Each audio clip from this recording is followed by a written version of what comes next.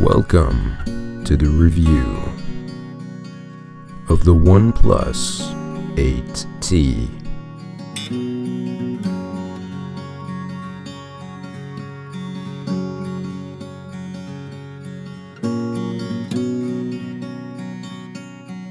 So look, I really like this phone, and just let's go through things one by one. So number one, design.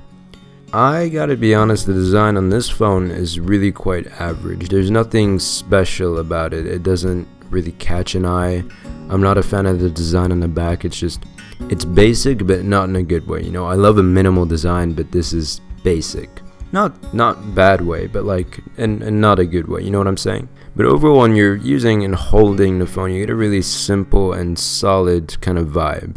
It's a weird explanation, but just to give you a sense of what to really expect when you get the phone in your hand, that's kind of the sort of sense that you get. And something about the back feels really nice and premium, but in a different way. It's got a matte finish on the back, this Lunar Silver version, and it's glass, but it doesn't feel like a normal frosted sheet of glass. It feels a bit different. I don't know why, but in a good way. So yeah, I'm just, telling you about that. But also, I've never really gotten it when people say a phone is really slippery, because it's never really slippery in my experience. But this phone is quite slippery. Like, I've been close to dropping it a few times. In terms of the build, there's no water and dust resistance rating, but OnePlus said it's sealed. They just haven't paid for the IP rating. So don't be terrified, just don't put too much confidence into it. And what I found kind of weird was that even though it was a matte finish, it still gets really heavily covered in fingerprints,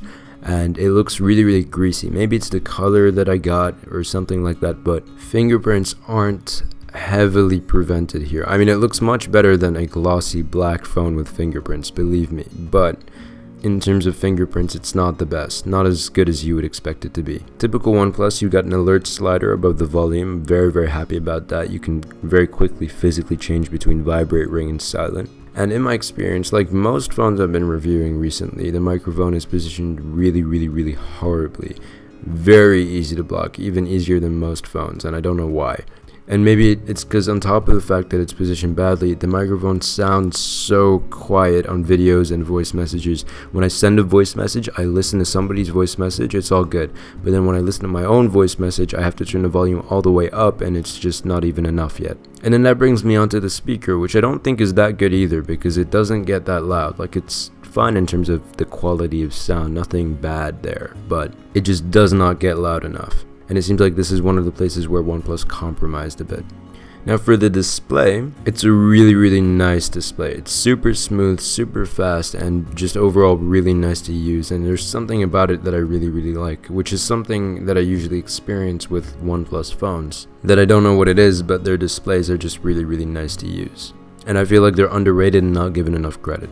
The haptics are pretty good, which is basically the vibrations you get as feedback when you press a button on the display or something. Like, not a physical button, but it makes it feel like a physical button because of those vibrations, and those are the haptics. So they're not bad, they're pretty good.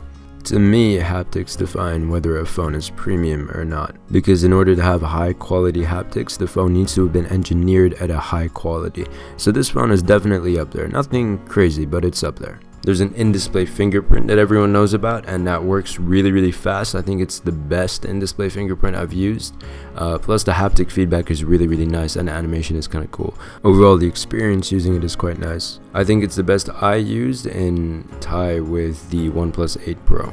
Now look, real quick, if you think that this Nova launcher setup is cool, in the description are all the links for the apps that you need to do it, and a link to the backup file so you can install this Nova launcher setup yourself. The first 500 people to use the discount code RAMI is the best, full caps no spaces, get 20% off. So if you're interested, that's all in the description. Now look, one of the biggest things that really sell a OnePlus phone to me, including this one, is Oxygen OS, which is their skin on top of Android. Now first thing I want to mention is this has Android 11 out the box, one of the only few phones that have it.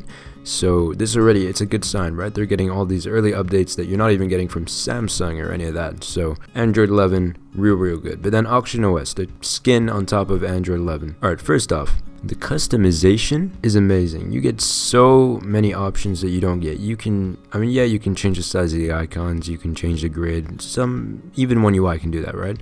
But you can also change an icon pack. I've never seen that in another version of Android. And the animations are very, very nice, right? They're not at iOS level where everything is perfectly refined, but it's close. And something about it is really fast. And so with the 120Hz display, this phone feels so fast and smooth to use, almost flawless. It's like I'm not even over exaggerating when I say it's close to iOS, because iOS is really, really high up there. And you'll find that there is this common theme of functional simplicity. For example, if you swipe and hold up the app drawer, you get a search. I didn't realize that until I did it by accident, but it's a really helpful thing. It's very simple, and yet it's functional, and that's what functional simplicity is. It is the most refined version of Android. It's very smooth, clean, and the animations are logical, they're not doing some weird things that just don't make sense. And overall, the UI looks and it's designed very nicely. There's no bullshit, it just does everything right. There's also this thing called quick gestures, so you can do gestures on the screen when it's off just to quickly toggle certain things, whether you want to play music or you want to turn on the flashlight. You have many options, so that sort of thing, it's just really, really useful. And there's this new always on display, which shows you how many times you've unlocked the phone that day, and it has a bar, right? And in that bar, it's showing you your phone usage, basically. With every black section, that's you using the phone, and then the time kind of moves down throughout that bar throughout the day to show you at what stage of the day you're at, and it's kind of cool. So yeah, it's just these kind of things which really add up and show how OnePlus treat their software and how they prioritize it.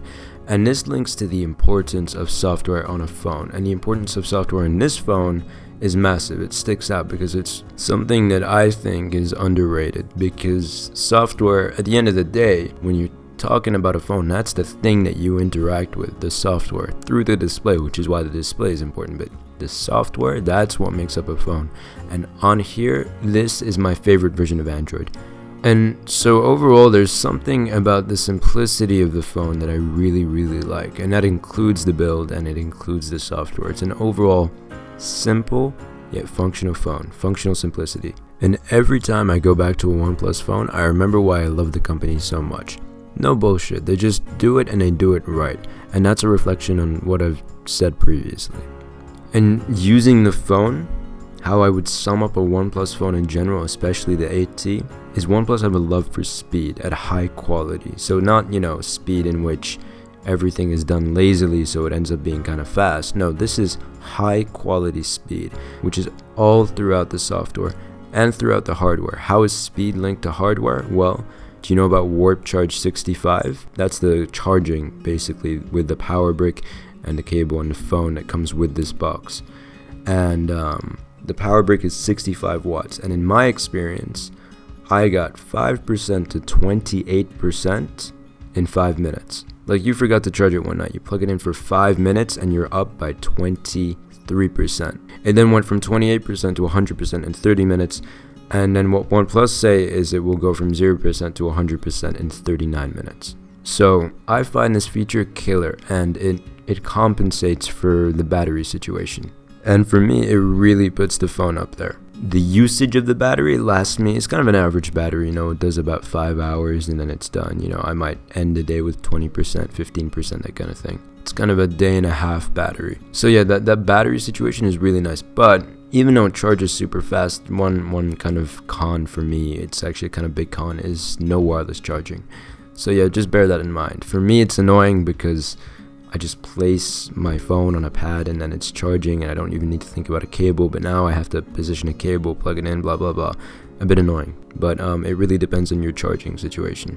Now look, the camera, it's not bad, it's alright. It's a OnePlus camera, they're never really at the top, but they're not terrible. It's got a quad camera setup, a 48 megapixel main sensor, which is actually, even though that might sound impressive, it's a good sensor, but it's the same as the 7T and the OnePlus 8, which are, well, the 7T is now a relatively old phone. It's also got a 16 megapixel ultra wide, a 5 megapixel macro, and a 2 megapixel depth sensor, and it can record at 4K 60. But yeah, I'm going to show you some of the shots. Look at these. Now this shot particularly, I really liked. I even posted an edited version on my Instagram. It handled everything so nicely here. The colors, the dynamic range in the clouds, all of that. Night modes, it was okay, especially when it came to the main camera. Then it kind of fell apart with the telephoto. But something I noticed as kind of a reoccurring theme here is the dynamic range was kind of spot on. But with OnePlus, you get a lot of sharpening, which is something I personally don't like because it can look a little bit fake. It's like they're trying to compensate for a lack of quality that you get with any smartphone camera. But also, with any ultra-wide in any phone, it will fall apart very quickly if the conditions aren't great, but this is a very good example of that. The ultra-wide here can fall apart very easily. The conditions have to be really good for it to work quite well. Now, since it has a large sensor, it means you get a natural background blur when you have product photography, which looks really nice. I like that. And then the macro is kind of like, it's an interesting addition, but it's not that great, not executed amazingly. The video isn't bad, and since it has a large sensor, if you look at this bottle here, you get a really nice blurred background. That's something I really like, and the detail is pretty good. It's a nice video, I'm not gonna lie. But you know, you make your own judgment. I'm not a fan of the telephoto lens on this phone as a whole in terms of the video and photography, not the best. So yeah, those were the shots. My overall outlook and my overall conclusion for this phone. Well, let's first look at the price. In the UK, you have the option to get 128 gigabytes, which starts at £550. And for me, I think this is a killer deal. But then in the US, you don't get 128 gigs, you only get 256 gigs, so it starts at $750. And in the UK, for 256 gigs, you get £700. But basically, the way I'm seeing it is it starts at $750 in the US, and it starts at £550 in the UK.